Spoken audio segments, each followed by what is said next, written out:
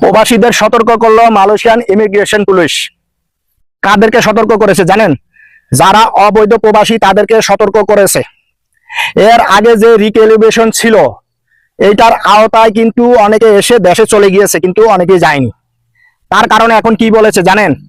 আপনাকে ধরার আগেই আপনি ধরা দিন, তাহলে আপনি কি করতে পারবেন? খুব সহজে দেশে চলে যেতে পারবেন। আর যদি আপনি গ্রেপ্তার হয়ে যান তাহলে কিন্তু আপনার জন্য কঠিন শাস্তি সামনে অপেক্ষা করতে আছে।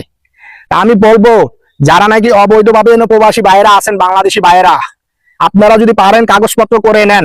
আর যদি না পারেন, যদি মনে করেন যে হ্যাঁ আমি দেশে চলে যাব, তাহলে আপনি যে কথা বলেছে ওই অনুযায়ী আপনারা কি করেন, ধরা দিয়ে দেশে চলে যান। না হলে ট্রাভেল পাস নিয়ে দেশে চলে যান। ভাই, গ্রেপ্তার করতে পারলে আপনার জেল জরিমানা সব হবে, এবং জেল জরিমানা হলে তো আপনি বোঝেন কতদিন জেল খাটা লাগতে পারে, তার কোনো হিসাব থাকবে না।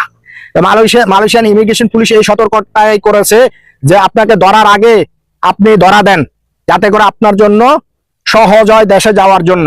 সকল প্রবাসী ভাইয়েরা আপনারা এই জিনিসটা খেয়াল করবেন, বিশেষ করে মালয়েশিয়ান প্রবাসী ভাইয়েরা। ভাই, আমিও মালয়েশিয়ান প্রবাসী, খুবই কষ্ট লাগে যখন দেখি একজন অবৈধ প্রবাসী, একজন আমার বাংলাদেশি ভাইকে পুলিশ ধরে নিয়ে যায়।